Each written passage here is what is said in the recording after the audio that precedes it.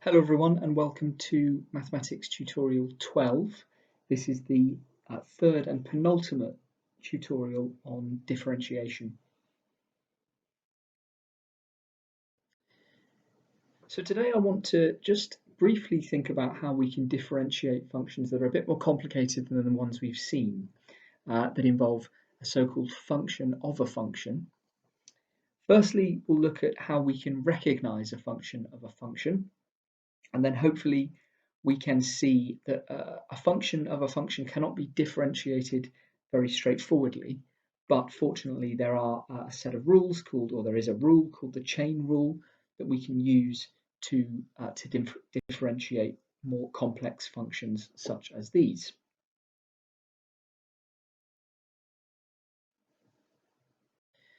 So we need the chain rule if we have a function of a function, and the chain rule tells us to identify the functions that are present, and you'll see an example of that below in a moment, and then to differentiate each of those functions in turn and essentially multiply them together.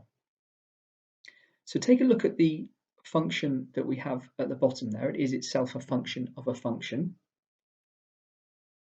The use of a fourth power here is a function, and indeed the x cubed plus x squared plus 1 is also a function which is itself being operated on by another function, the fourth power there. So this is where the term function of a function comes from, and they can be differentiated quite easily actually if you apply the chain rule. Now it would be quite cumbersome to try and differentiate a function like that from first principles. It's perfectly possible, but you're liable to make lots of mistakes and it would take a long time. So there is a simple rule that we can use known as the chain rule, where we can very easily differentiate slightly more complex functions like the function of a function on the previous slide. So again, have a look at that function of a function. First of all, we identify that there are two functions present there, and one of the functions is operating on the other. And we can find the derivative or differentiate that more complex function by doing the following. So dy by dx is equal to the derivative of the outside function, that is in this case the fourth power, leaving the inside function alone. So we would find the derivative of everything around the bracket or outside the bracket and leave the inside function completely alone, and we multiply that by the derivative of the inside function. So let's have a look how you would do that for the equation that's shown here.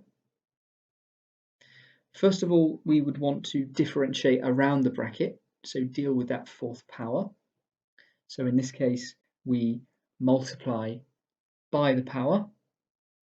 In this case, that's just 4 times 1. And we take one off the power. So that's where the cubed comes from, the 3 in that equation there. And you'll note that I've done that, but I've left the the inside of those brackets completely alone for now.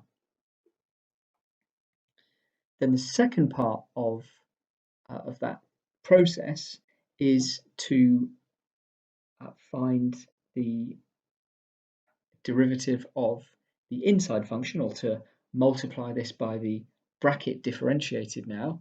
So I find the derivative of this x cubed plus x squared plus 1. Well, the derivative of x cubed is 3x squared.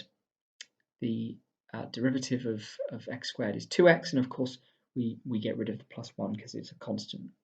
So all I'm doing is differentiating around the bracket, or finding the derivative of the outside function, and I'm multiplying that by the bracket differentiated, or multiplying it by the derivative of the inside function. So let's have a look at some examples now, and then you can have a go at some.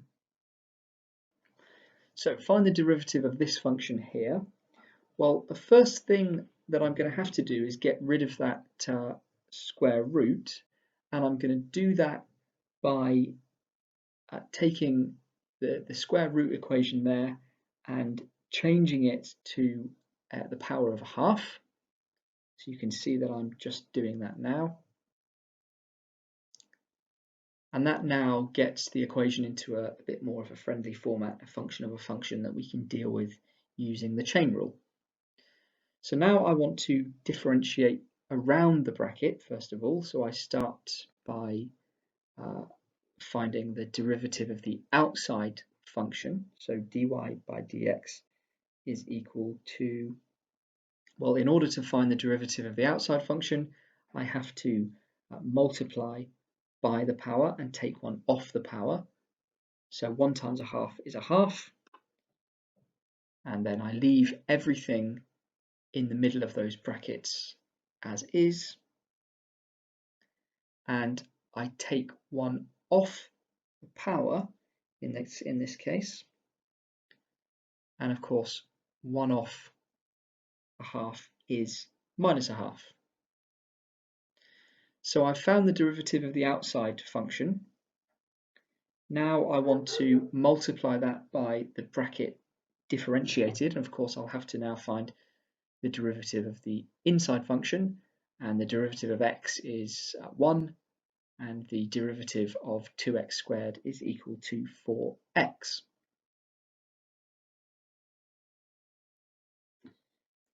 And we don't need to do anything else to that now. We can't really simplify that, so that's the answer to find the derivative of that function is exactly that. So let's find the derivative of this function here, y equals 2 multiplied by 3 plus x squared raised to the power of 5.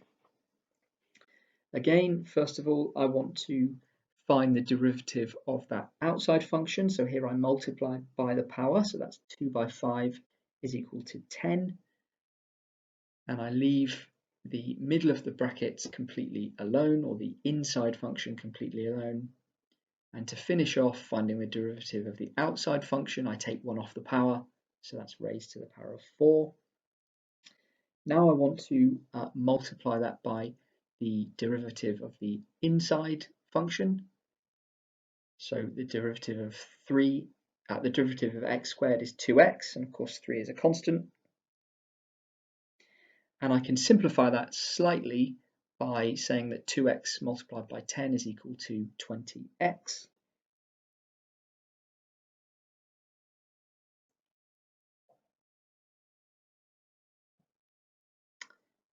And that is how you find the derivative of that function.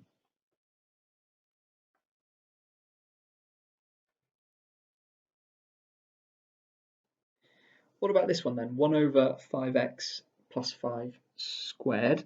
Well, first of all, I want to change that 1 over something squared to the power of minus 2, which then gets that into that function of a function format. And you'll remember that from our algebra tutorials. So 1 over 5x plus 5 squared becomes 5x plus 5 raised to the power of minus 2. And I can now differentiate around the bracket or find the derivative of the outside function. And I do that by multiplying by the power. So in this case, 1 times minus 2 is minus 2. And I leave the inside function alone completely. And to finish that off, I take 1 off the power. And if I take 1 off minus 2, that is equal to minus 3. I now want to multiply that by the derivative of the inside function, and the 5x differentiated is just 5. And of course I can simplify that slightly. 5 times minus 2 is minus 10.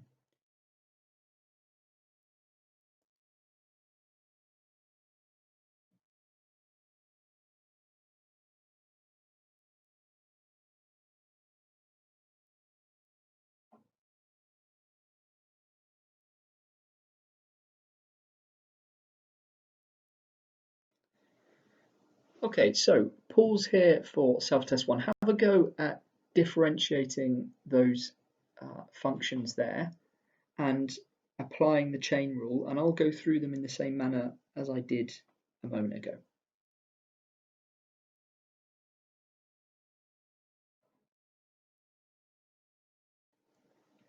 Okay, so let's go through 1.1 first of all. The first thing that I want to do is to differentiate around the bracket or find the derivative of the outside function. So that is 2 by 4, so multiply by the power, which is equal to 8. Leave the inside of the bracket alone and take one off the power, so that's raised to the power of 3 here. And I want to multiply that by the bracket differentiated now, so 3x differentiated is just 3, and we lose the 7 because that's a constant. And of course I can simplify that slightly, as 8 by 3 is 24.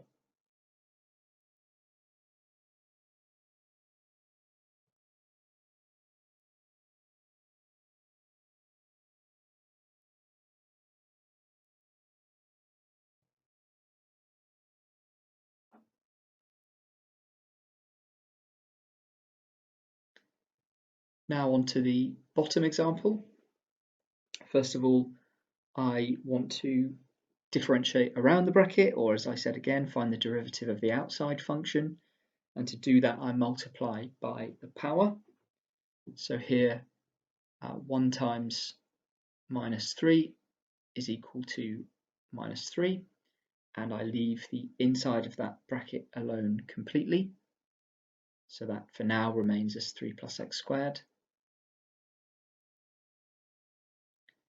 And I take 1 off the power to finish differentiating the outside function, which now becomes minus 4, and I multiply that by the bracket differentiated. So here 3 is a constant and x squared differentiated is just 2x.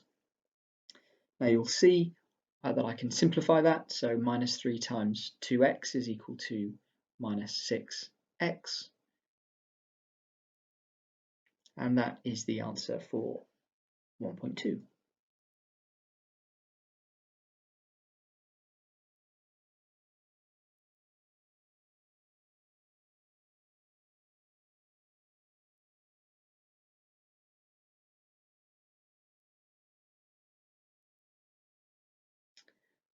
Finally, at 1.3, again, the first thing that I'm going to do is to differentiate around the bracket.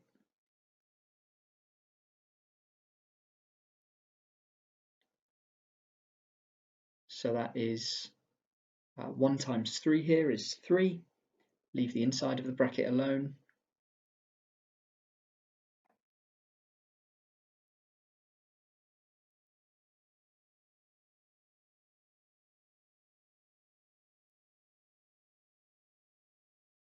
And of course now I've got to take 1 off the power. And I want to multiply that by the bracket differentiated, or the derivative of the inside function. The 2x squared differentiated is 4x, and 5x differentiated is just 5. So that we can leave that there, we can't simplify that any further.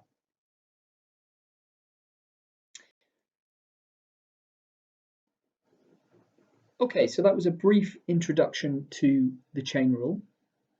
Have a look at some of the videos that I put in this, the YouTube videos that I put in this tutorial as well. That'll give you more information and more examples of the chain rule. Thank you very much.